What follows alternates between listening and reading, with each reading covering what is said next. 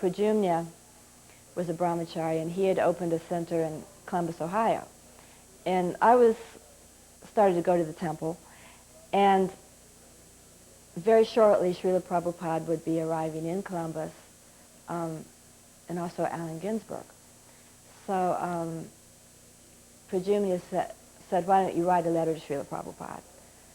And I was a Christian, but still interested in Eastern philosophy, so I wrote a letter, and Srila Prabhupada wrote a very nice letter back about, I don't ask you to give up your love for your religion, but if you add chanting Hare Krishna, surely your love of God will increase. So I started chanting, and I read the Bhagavad Gita, which was basically the main book that we had. And that really convinced me that Krishna was God, and I was so excited to know Srila Prabhupada was coming to Columbus. So Srila Prabhupada came, and some devotees came from New York, and there was also Kirtananda Harigriva came up from New Vrindavan, and Narayan came. He made an altar at the last minute, and a Vyasasana that was just like a box, really, with a pillow on top. And Srila Prabhupada came to Columbus, and it was just, it was wonderful.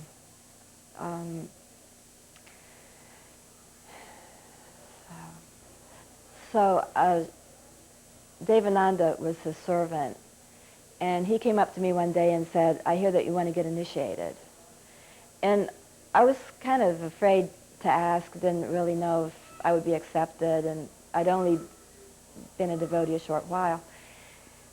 And he said, why don't you ask Srila Prabhupada, he's in this room. So I knocked on the door and went in and paid my obeisances and said, Srila Prabhupada, can I get initiated? And he said, I think that would be all right. And I was initiated just a few days after that. Just being in the room with Srila Prabhupada was just like being in the spiritual world. It was so wonderful. I like to just kind of be in the background. I didn't really talk to him too much. I just like to watch him interact with other people and pass out the fruit. And it was just like going from night to day, being around him. All of a sudden, everything became so auspicious. One time, they wanted me to wash Srila Prabhupada's clothes, and I took his clothes, and they looked perfect. There was no dirt, and they smelled really good. But I washed them anyway, and then what was happening was, the big thing that was happening was Allen Ginsberg was coming to Columbus, and we put posters up on campus with a picture of Srila Prabhupada and Allen Ginsberg. And most people came because they knew about Allen Ginsberg. There must have been around 2,000 students that came to Hitchcock Hall, and it was really packed. And Srila Prabhupada was up on the stage, and the devotees were all around Srila Prabhupada. And I remember I was going to be initiated in about 2 days, and I was sitting over on the side just looking at him and just praying very intensely to please help me, Srila Prabhupada, please help me to become a devotee. I'm going to get initiated. And a very mystical experience happened. Srila Prabhupada, all of a sudden, he looked over at me, and when his glance hit me, my whole consciousness completely changed. I don't know how long this lasted, but everything became very intensified. I just looked out and saw a sea of people, and Srila Prabhupada looked so effulgent, and I really understood he only came here to take us back to Godhead. This was such a hellish place, and it was such an austerity for him to even come here. And it was almost like I forgot about my own existence, and it was, then we had a kirtan, and these students didn't know the Hare Krishna mantra, but they gradually caught on, and they started chanting. And it became more and more ecstatic, and to the point where the students were actually standing on the chairs, jumping up and down, coming up on the stage. It was just an ecstatic kirtan. I felt like Srila Prabhupada just opened the storehouse of love of God, and everyone was getting this incredible experience. And then Srila Prabhupada actually stood up on this Vyasasana, and he was dancing, bending his knees up and down, and taking some flowers from his garland and throwing them, and people were trying to catch them. And everyone was just chanting really loud, and I had just had this experience with Prabhupada looking at me, and I felt like Krishna is here. It was so intense, I almost passed out, literally. It was just the most incredible experience. And I remember Allen Ginsberg taking his microphone and saying, "I've never seen so many people jumping out of their skins before." It was just like Srila Prabhupada was giving everyone a taste of the holy name. I felt like in the early days that maybe to get things going, he was really letting the devotees have these transcendental experiences, even though not being qualified in any way. One time we were having the kirtan in the temple, and after the Jayom prayer, Srila Prabhupada would walk out at that time, and I was paying my obeisances, and Srila Prabhupada came up, and he bent down and he touched me on the back, just like that, and his lotus foot kind of kicked me a little bit. He was very kind. He was very, very kind. I got initiated. Srila Prabhupada at that time did the fire ceremony because he was the only one that was doing it at that time. And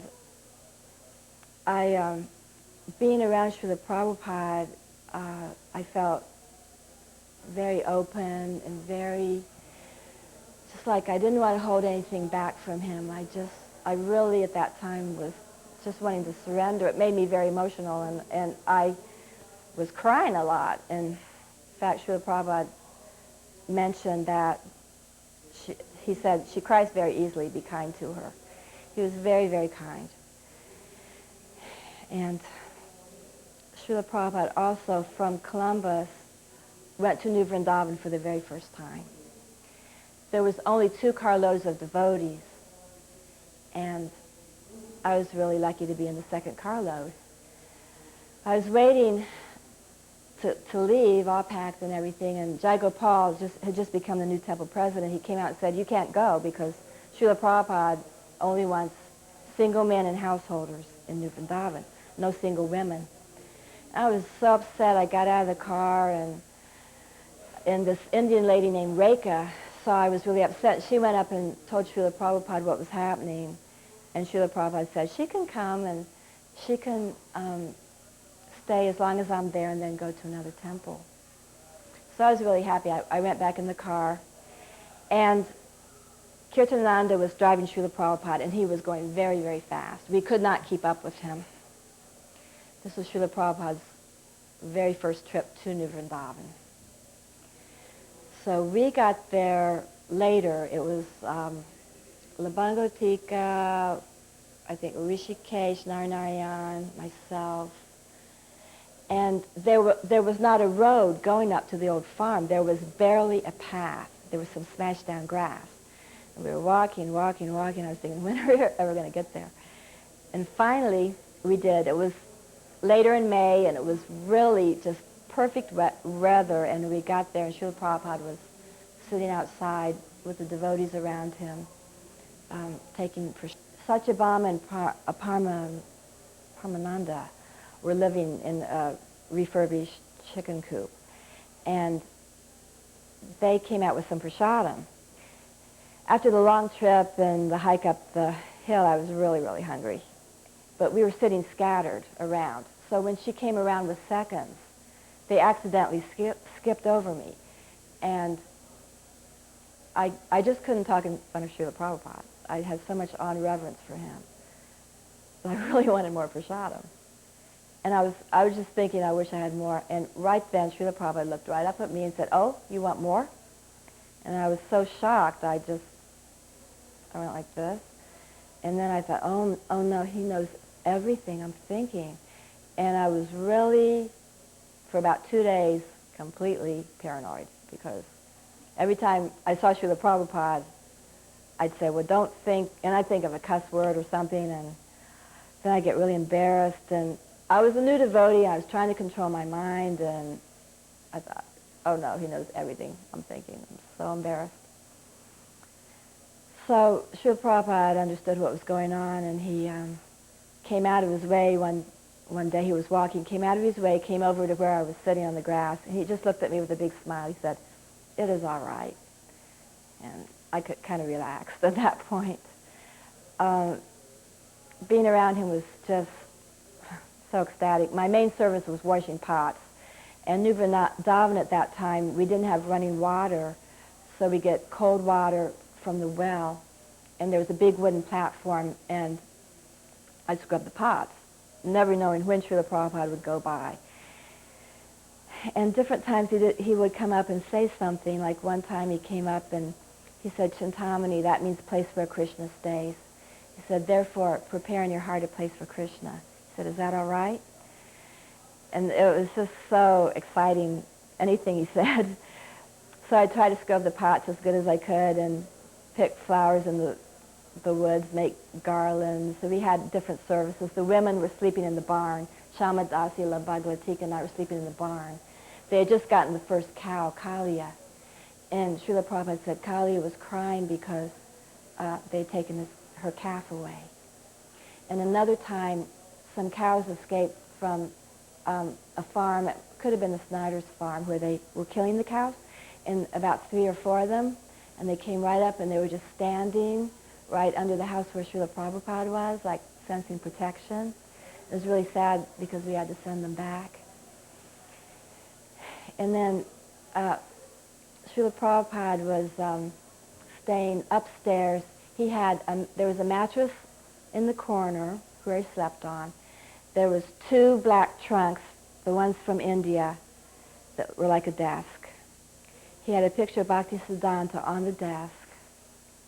Then there was a little room with Radha Krishna deities, and I got to clean, sweep and mop the room every day when he'd go out for a walk. And then I would be out of there before he came back. So one day I was sleeping, and Srila Prabhupada came up early, and I was really nervous. He was sitting chanting japa on the mattress, just watching me sweep the floor. And I thought, I've really got to sweep this floor really good to get all the dirt. And I was taking too long. It was the only time he yelled at me a little bit. And he said, "What are you messing around for? Why don't you use a dustpan?" Well, I thought that was the end of the world, that I couldn't even sweep the floor right. I was just trying so hard, and tears were coming down my face. And I ran downstairs, I grabbed the dustpan, I'm like sweeping the dust in, and I think he was like amused by me because he was like smiling and looking at me, laughing a little bit. And then he took the garland that was on the picture of Bhaktisiddhanta, and he held up the garland to me, and he said, "Here, this is from Krishna with blessings." And it was just so intense. And when he saw the tears coming down, he said, "Well, isn't that all right?" And I was, yeah. Different things happened. One thing that happened, we only had the Bhagavad Gita, and it was the blue Bhagavad Gita. He said, read a chapter a day, and a new book had just come out, Teachings of Lord Chaitanya. I really wanted to read the book. In fact, he saw me with Teachings of Lord Chaitanya. He said, "Oh, you're reading Teachings of Lord Chaitanya?" He's smiling. But because I was a new devotee, I had so much to do that I didn't have enough time to read. So I thought, I'm going to go hide in the woods and read the book. I had a little blanket, my bead bag, and the book. It was just a beautiful day, and I'm walking down the path until I got to a stream. And I just started reading about Lord Chaitanya, and the birds were chirping. It just felt like I was in Vaikuntha. And then I thought, well, maybe they're looking for me. I should go back. I'll take a shortcut back. So I start walking down the stream thinking that stream will lead to Keshigat, where that was where we used to bathe. And I'm walking, barefoot down the stream for a long time, and I don't recognize anything. And after a while, I think this is a different stream. Better go back. So I'm retracing my steps, and all of a sudden I hear guns going off, go-karts, men. And I thought, well, I better go up this hill and find the creek and keep going, because I didn't want them to see me. So to make a long story short, I never found the creek again. I'm walking for hours and hours and hours, and after a while, I don't even know if I'm going in the right direction. There's no houses.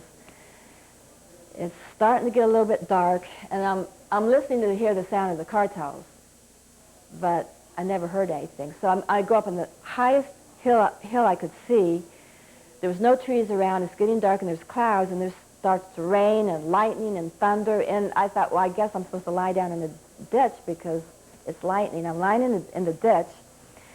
Like, Krishna, please help me.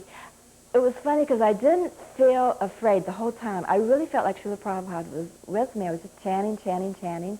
And I felt this message to walk in a certain direction. So I got up, I started walking, and after a while there was a house with a fence around it, the dog. And when the dog saw me, he started running, and there was a hole in the fence, and he ran out of the hole to attack me.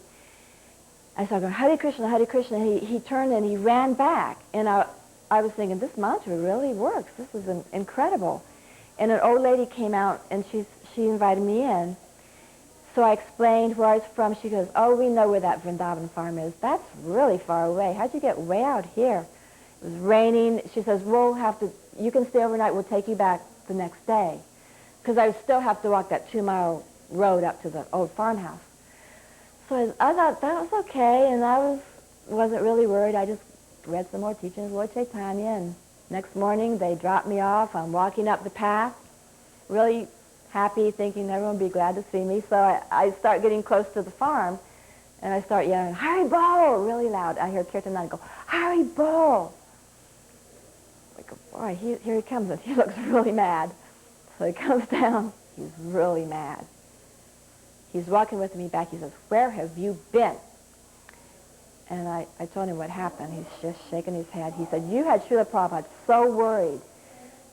He had to stop his translation. And I heard this from every devotee. He had to stop his translation because of you. We were out looking for you in the rain, and these men came up, and we thought you were kidnapped. And so he says, I'm going to go tell Srila Prabhupada you're back. And I said, I feel like Srila Prabhupada already knows that I'm back. And he said, of course he does, but he still wants us to tell him. So everyone I saw, Brahmananda and Gargamuni were visiting, everyone came up to me, do you know that Srila Prabhupada stopped his translation because of you? And that he said that you can send a 16-year-old boy around the world, but you can't send a woman across the street. And so by then I was afraid to see Srila Prabhupada. And I'm out washing my pots, been chastised by everybody in the community, and here comes Srila Prabhupada. I'm like, oh no. He looked at me, he said, so Chintamani, you had this whole place topsy-turvy last night. I'm sorry, Srila Prabhupada. And he just smiled really big and said, it is all right. He was so kind. One time he was getting a massage outside, and then someone came, they started taking photographs of him, and he said, these photos are not for Back to Godhead magazine. And, they used to get his, the remnants from his plate and just, brahmacharis would like run through the woods tackling each other. This new person had just got Nishe Taruni was like, what are they doing? I said, those are Prabhupada's remnants. We had really big feasts, especially when Brahmananda would come from New York, big buckets of prasad outside, and it was really, really nice. Srila Prabhupada,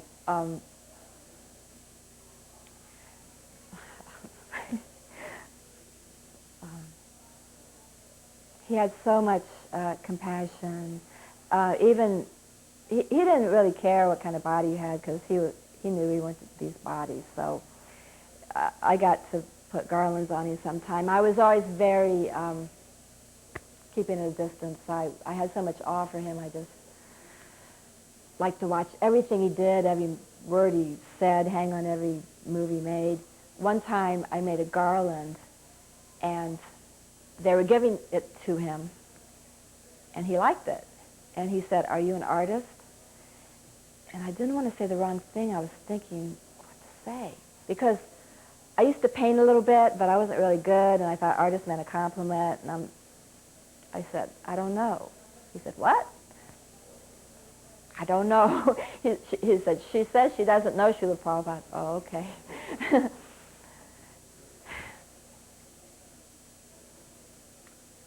Let's see. So then Srila Prabhupada left New Vrindavan. It was sad. We all walked with him down the path. It was very quiet. And he'd been there, I'm not sure how long. It seemed like a really long time. And we'd gotten so used to being around him. And it was just really sad when he left, because that was really the time I got to have personal association. After that, when I saw him, there were so many devotees. It wasn't as intimate, and Srila Prabhupada was so kind. One time I remember at New Vrindavan, two devotees got in an argument, and then later on in the day they were making up, and they were hugging each other, and Srila Prabhupada saw them. He was very pleased. He said, "Yes."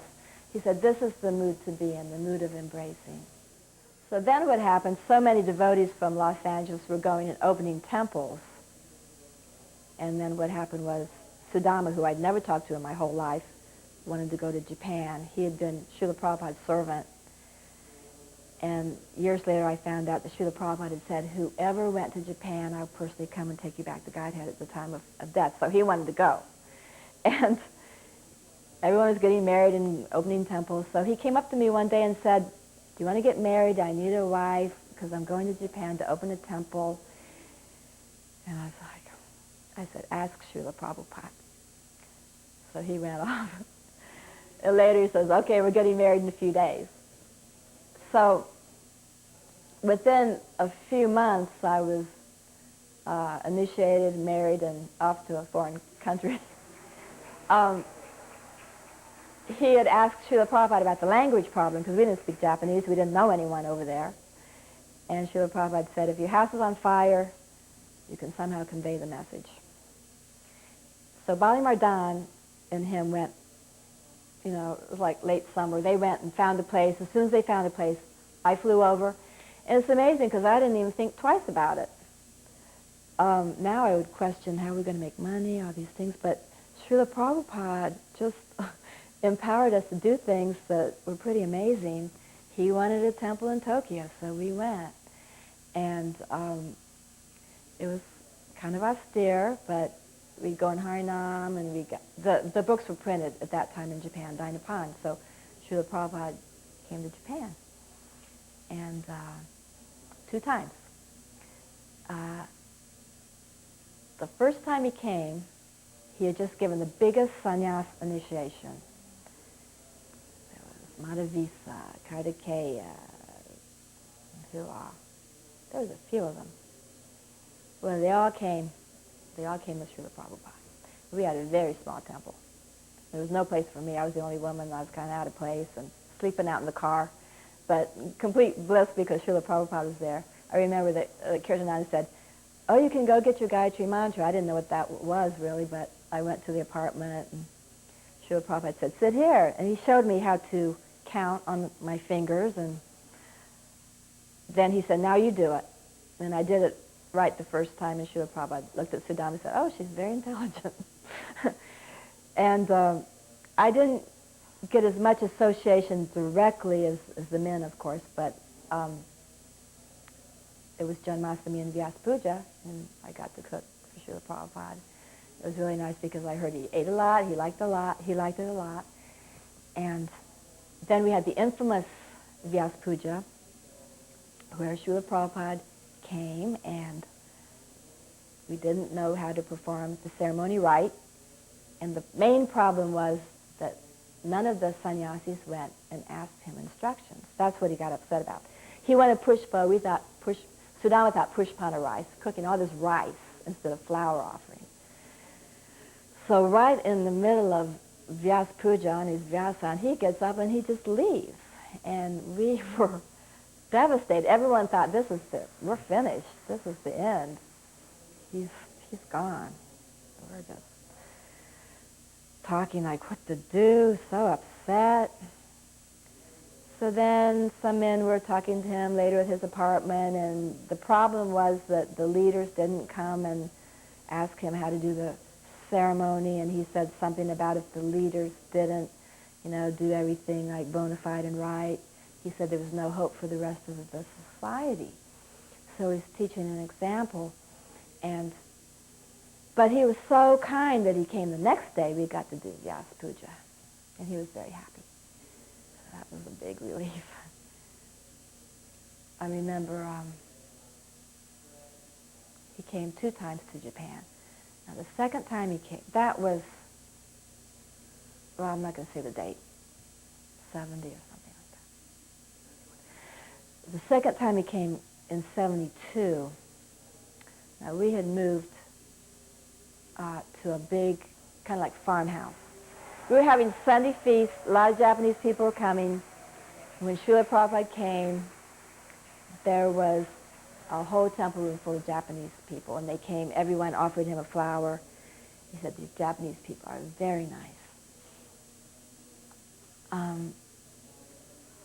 One thing that did happen was that I wasn't aware of. There was one couple that had moved to Japan, and the husband was beating the wife. I didn't know that, but Sudama knew that and didn't know what to do, and he went and asked Srila Prabhupada. He told Srila Prabhupada what was happening. And Sudama told me right after he talked to Srila Prabhupada that Srila Prabhupada said any man who beats his wife is a dog and that she should leave him. So this idea about beating the wife was not from Srila Prabhupada. What happened in Japan also was Sudama, probably from the first visit, seeing all the sannyasis, got the idea to take sannyas. He never mentioned it to me, but he went to Srila Prabhupada and asked Srila Prabhupada if he could take sannyas. I didn't know anything about it. So Srila Prabhupada said he had to get my permission. So he came out and said, I just asked Srila Prabhupada if I could take sannyas, and I need to get your permission. And I didn't really want to be married anyway, so I just thought for a minute. I said, yeah. I didn't exactly know what it meant, but I said, sure. I knew I wasn't supposed to see him again. That's about as much as I knew. It also meant I had to leave the temple. So then I had to go to Hong Kong because that was the nearest temple. Before I left, Srila Prabhupada gave me a flower and said goodbye, and we had these Jagannath deities on the altar. So I'd been the only one that had worshipped those deities. So those deities were going to go to Hong Kong. And I took them to Hong Kong. Oh, I just want to tell one other thing, too. The second time Srila Prabhupada came, I was starting to get kind of lack of association. It was becoming difficult. It was so austere. In the winter, it was so cold. We had one kerosene heater for a 2-story thin Japanese apartment. It was so cold. The pipes would freeze sometimes. We would have no water. I'd have to go and get buckets of water to do dishes and make the feast. It was so cold, I had to put whatever I didn't want to freeze in the refrigerator at night. And I didn't even have a coat until my mother sent this person to check up on me because she was afraid what was happening to me. And someone bought me a coat. And I wore the coat all the time, inside. We had no shower. We had no washing machine. We had like an outhouse.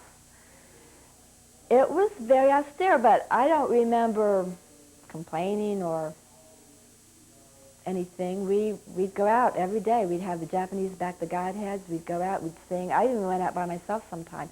And I'm a really shy person. I don't like, these people would get in a crowd around us, and they'd be watching us. We'd be chanting, and go selling magazines wasn't the kind of thing I would ordinarily do, but due to Srila Prabhupada, I was able to do that. And so by the time he came the second time, I was starting to get, it was kind of not as blissful. And when Srila Prabhupada, he came from the airport, there was a long, winding gravel road, and I was waiting outside, and as soon as he got out of the car, as soon as Srila Prabhupada saw me, I paid my obeisances. And he said, he was walking up, he said, Chintamani, Chintamani, thank you very much. And immediately I felt like I can stay here forever. It was just like everything was lifted off. He just had that effect. I'm remembering more things now. We also were chanting Sanskrit for the very first time. I'd never chanted Sanskrit. So in the morning class, there's all these sannyasis, brahmacharis, and then me. We're all in a circle around Srila Prabhupada. And I was really scared because they were going one by one chanting Sanskrit sloka. And when they came to me, I didn't say anything because I wanted them just to keep going. So it's completely silent. They're waiting for me. I'm like, please. Srila Prabhupada had his glasses down on his nose. Like he looks up at me. Next, he said, Chintamani, gold medal. And everyone started laughing because I couldn't say the Sanskrit right. He said, one time he said in this class, if you sweep this floor with your heart and soul, you can go back to Godhead. And I was the one sweeping the floor. I was thinking, okay. He also said, if you cry for Krishna, you're all right. And then also what happened was, I had brought little Radha Krishna deities. Tamal Krishna had given me, he was the president in La Cienega, to Japan. We didn't have them on the altar then, but Srila Prabhupada gave me instruction how to paint them, what colors and everything. And we didn't have a flute, so I wrapped some gold ribbon around the little stick. And Siddham was saying, that's not a flute. I showed it to Srila Prabhupada. He said, that could be a flute. That's okay. That'll work. Another time, Srila Prabhupada needed someone to draw a picture of a building, and I was the only one that had done any artwork, which wasn't very much. And so they gave me this project to draw this building, and quite honestly, I didn't know what I was doing, but I drew something. And I remember they gave it to Srila Prabhupada. He was just shaking his head, no. Just looking at it like shaking his head, no. He looked at me, he said, he said, that is all right. He said, you tried. That is all that matters. So what happened with the Jagannath deities, back to the Jagannath deities, all I remember, they came through the mail when I was in Japan, and I didn't know too much about deity worship. I saw deities in LA before coming to Japan, but all of a sudden we had Jagannath deities, and we're making offerings and making clothes, and I became very attached to them. So when I left, I was supposed to take these deities to Hong Kong because it was so cold in that big temple. Sudama had put them in a box and put these little Jagannaths on a heating pad, like on low temperature.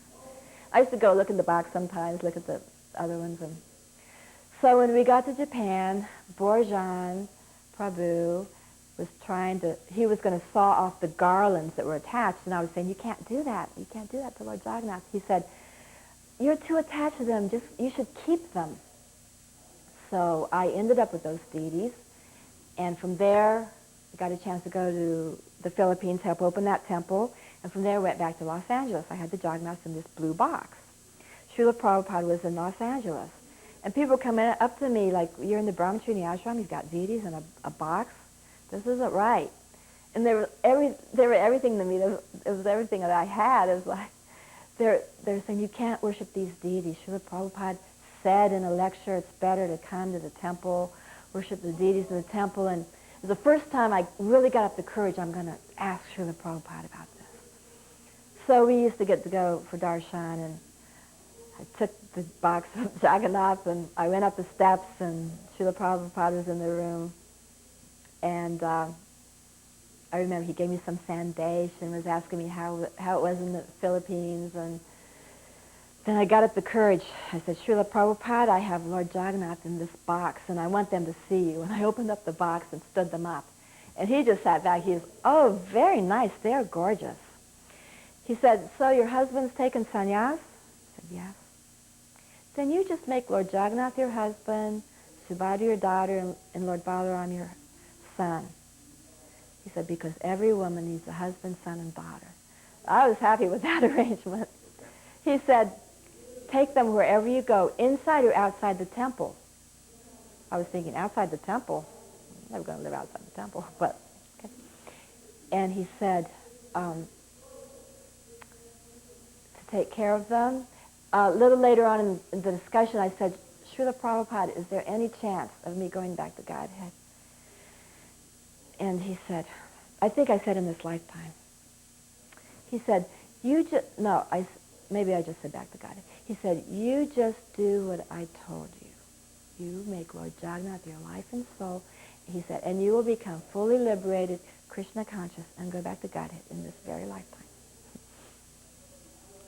Then in the room came up Jagopal and his wife, Jagopal, who had been very involved in the movement and was living outside the movement, came up with his wife. And later his wife told me that she had been praying and praying to Srila Prabhupada that he would chant 16 rounds again. And we were sitting there, and Srila Prabhupada asked him, are you chanting 16 rounds? And he was like, no. Why not? He said, oh, maybe I'm lazy. And he said, you should chant 16 rounds. And Srila Prabhupada was very kind and encouraging, even though at that time so many devotees were like living outside the temple. And I remember afterwards, his wife was so happy that Srila Prabhupada had said that to him. And he shortly died after that in a car accident also. So then from there I went to New Vrindavan, and I was sent up to the old farm with Lord Jagannath on the altar. And when Srila Prabhupada visited in 1972, there was a big festival. And everyone went down, but I had to stay up because Sudama was there, and he wasn't supposed to see me. Like that would really make any difference. And I was going crazy because I wanted to see Srila Prabhupada. I had to stay up there by myself. Couldn't see my spiritual master. So I was very upset. So one day they made him stay back, and he was really upset. But I got to come down to the festival. Later, Srila Prabhupada, well, actually, this goes back to Japan. Sudama, I don't know what he complained about me, but he wrote a letter complaining something about me to Srila Prabhupada. And the reason I know, because when we got a letter from Srila Prabhupada, he said, why do you complain about her? She can come and be with me in India. And I was like, oh, good, I can be with Srila Prabhupada in India. And Sudama never sent me to India. So I got this idea to go to India. So when I was in New Vrindavan, I wrote and asked Srila Prabhupada if I could come to India. This was around 73 or 74. And he said, yes, you should come as soon as possible. So it took me quite a few months to collect enough money to go, to get a ticket. But I ended up going to India, and when I was in Calcutta, from then on, after Srila Prabhupada authorized the Lord Jagannath deities, wherever I went, they were on the altar. They'd been on the altar in many, many temples. So they were on the altar in Calcutta, and then we got to visit Vrindavan during the festival. And I really, when I saw Vrindavan, I wanted to live there. But the devotee said, you can't come to Vrindavan because you have Lord Jagannath, and he can't go on the altar in Vrindavan. It's not the mood. And someone went and told Srila Prabhupada, and he said, she can come and live in Vrindavan and keep them in a room and offer tulsi, water, and flowers. Oh, excuse me, tulsi, water, and fruit. So he was always trying to satisfy the devotees in different ways. I ended up getting very sick. I was dying in India, and they said, go try Bombay. Bombay's like the LA of India, and you'll get healthy. So I went to Bombay. This was while the temple was being built, the newer temple. And Lord Jagannath was on the altar there, and Palika came through, she was cooking for Srila Prabhupada. And I was doing the Rajbhoga offering in the temple, and a lot of times she would come and get something I made and bring it to Srila Prabhupada. And I remember Srila Prabhupada, this was 1975, he was kind of sick. He wasn't eating very much. And I made him a huge piece of burfi. It had cashews on top, and it was about, it was quite a few inches big. And she brought it to Srila Prabhupada, and she told me that he said, "Oh, Chintamani is made," and he ate the whole piece of burfi. I was really happy when he did that.